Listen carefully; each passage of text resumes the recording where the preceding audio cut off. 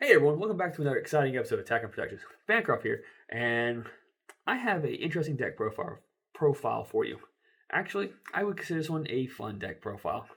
A while back ago, someone had actually requested us doing the UI Goku from the starter deck.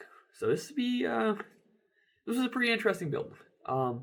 Originally I was like, you know what, he has Warrior of Universe 7, which means treat Universe 7 cards in all areas as if they had no specific cost.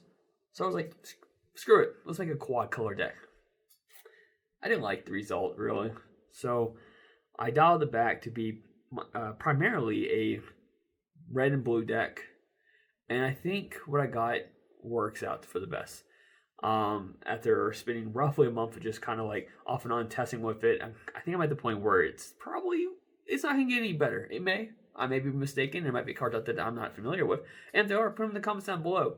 Speaking of which, in the comments, if you want to see us make anything, put it down below as well. We'll build any profile. Give me a random leader with a random engine if you want, or just give me a random leader. It doesn't really matter. Speaking of which, tomorrow I will have the Set 6 Super Saiyan 2 Son Gohan deck profile for you all as well. So look forward to that. And before I get into this video, like always, hit that like, subscribe button if you enjoy our content. Let us know if you want to. I've already said that part. Let's just get to the deck now. All right, so starter deck 11, Son Goku. He has crit, which is amazing. Unfortunately, he does not draw on this side, which, if you were to ask Fluff, that's a bad leader. This leader does have the opportunity to awaken if you have a Universe 7 card in play with 25,000 power or more. Or, if your life is 4 or less, you may draw 2 cards and put this card over. So, however you decide to awaken, either by life or having a card in the field, once you awaken, you have crit. Still, Warriors of Universe 7, still. Also, his auto now is when this card attacks, draw 1 card. Then choose up to 1 Universe 7 card in your battle area. It gets plus 5,000 power for duration of turn, which is amazing. Now, the problem with that, though, is that depending on what deck you're playing against, if you swing your leader first, say if you get Nimbus or something like that, that's going to hurt. So, you still got to figure out what's best to do. You know, do you want to swing the leader first or swing the battle card first? I think it just depends what you have on the field. So, let's put that aside. So I play 6 different types of searchers. I play 4 of the Universe 7 representative, which this card gains Universe 7 in all areas. It doesn't really have a specific energy cost anyways.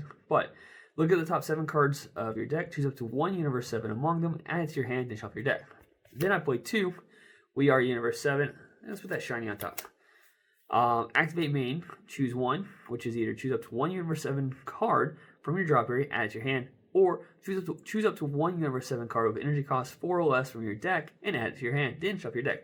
So here's a good way. This card's a good way of just kind of pulling certain cards from my hand I need, or recycling cards from my drop back into my hand, which is pretty nice. So from here on out, anytime I come across a card that is Universe 7, I'll kind of point that out. I do have quite a few here. I wouldn't say quite a few. I do have a handful, though, that aren't Universe 7.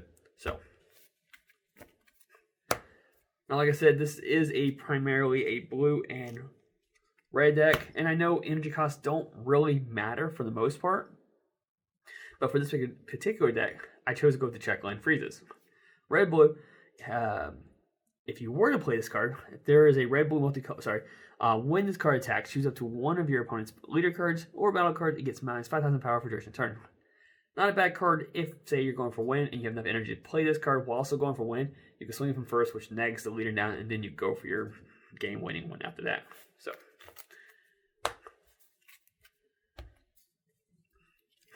play 4 Furthering Destruction Champas. Unfortunately, I'm not like Jimmy. I don't have 2 French copies in this deck.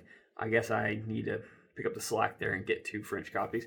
But since the leader itself naturally has crit, throwing this double strike onto that leader, I think it's amazing. It's what I do in Slug. I think any leader has crit, you should probably go for double strike. I mean, it's worth it in my opinion. But because this leader on the front side does not have a way of drawing, I do play 3 of the Frieza's Death Embrace, which when you play this card, draw 1 card, and you can activate main for 1 red energy, choose up to 1 of your opponent's leader cards or battle cards, and it gets minus 10,000 power for duration of battle, which is pretty nice for, sorry, I said 3. Hang on, I'll get to that card later. So, neg 10 to a leader or battle card, which is pretty sweet. But mainly I just play it for the draw, and if I need to combo it, I will. If I happen to keep it on the field long enough to use that Activate Battle, then I'm going to. So you've already seen one of them, but yeah, I only play 2 Overwhelm cards, and I mainly chose this one just because it's a free Overwhelm. I mean, you're going to have 3 cards in your drop, but when this card is played, if your leader card is red or blue, choose up to 1 leader card, and it gains 5,000 power for your turn, and then I draw as well. So it's another way of drawing early game. It's another way of boosting my leader who already has crit, making them stronger, making it harder for my opponent to combo out of. So it's just, I think it's a good choice. I think when I was building it, Fluff's like, take it out. I'm like, no, I'm going to keep it in. I like it. Now, I'm going to my super combos. Play 4 of the Beerus multicolor super combos. So if your leader card is red or blue and it's your opponent's turn, when you combo with this card from your hand, choose it to 1 of your red, blue multicolor energies and switch it to active. That's why I play the check lens. I know I'm mentioning this card lacks draw on the front side, but if you play it right, you should be waking pretty quickly. It's not that bad. Also, I play this card more defensively because I do pair it with in my opinion, one of the best arrivals you can for blue-red. 4 of the Coolers, which has double strike. If you combo with a multicolored card, if you combo with a red and or blue card, mainly just combo the super combo. Sorry, I'm making that harder than it should be. Pay 1 red energy. I can play the Cooler, so I can freely tap out my turn, pass turn when an opponent swings at me, combo with the super combo, restand one of my blue-red energies, then play Cooler to the field, neg whatever is swinging at me. Hopefully it's a battle card at that time. If it's not, just neg 2 battle cards, make my opponent mill 1 card. Now I have a double strike on my side for my turn. So, and then when it comes to my turn, I play 2 of the crit freezes. So pretty much all I do is swing with the Cooler on my turn. If they don't negate, I tap 1 energy, give it crit and plus 5,000, which, I mean, hands down, that's amazing. Now I only do play 2 of these. This probably could go up more, but I'm gonna leave it at that because I'm trying. I like to keep the decks at 50 cards as close as possible. So that's my nice little super combo into a Cooler. Sorry, that's the wrong card. Into a Cooler and then crit with it afterwards. And like I mentioned, both the Frieza and the Beerus are Universe 7, so these are cards that you can search out for. So if I've already comboed one of these, I can pull it back from my drop, or I check the top 7 cards of my deck and potentially pull it to my hand that way as well. Play 1 of the exploding weakness, Vegeta's. If your leader card is red, reduce the energy cost of this card by 2. When you play this card, choose all of your opponent's battle cards. They get neg 20,000 power for duration of turn. If it's your opponent's turn, choose up to 1 of your leader cards. It gains plus 5,000 power for your turn. So it's just a nice way of keeping my leader stronger for the long run. So if my opponent has a good board, I just negate. When they play a card, play him on top. Play him to the board. Neg their field, they continue swinging. He's already boosted by 5,000. I should be good from that point on. But just in case, I do play 4 Topos. An ideal negate. I mean, I do have to discard a card. But if my opponent wants to continue swinging, they have to discard 2 cards, which I think is ideal. I chose not to go after images for this particular deck. I just feel like Topo is a better call because I'm playing this deck more defensive than I do offensive. So I want that energy for that purposes of trying to just stop my opponent from doing things and just going straight to my turn where I do like maybe 1 energy or 2 energy and go from there. And it wouldn't be a defensive play deck, nor would it be a blue leader if I didn't play 4 Sensu Beans. Which, if you're not familiar with that, you pay 1 energy, restand 2 energy, and boost your leader by 5,000 for a turn. So now for the key components of this deck, I kept this to the end because of what I want it to be. We play 4 of the Ultra Instinct Son Goku Universal Impulse. Yeah, I said that wrong, but it's fine. Auto, when you play this card gains plus 10,000 power, and you can't play any non-Universe 7 battle cards for duration of turn. Second auto, when your opponent plays a battle card, you may return this card to its owner's hand. So, ideally, turn 2, you play this card to the field, you swing your leader, you swing of it, and then you pass turn. On your turn, hopefully, let's say you play on turn 2, so you can play right. If your opponent decides to swing at you first, hopefully you have a super combo, just protect this card. Because then they have to play a battle card afterwards. And when they play a battle card, you send that card back to your hand, and then you play the 5-drop Super Saiyan Blue Vegeta Steadfast Ally.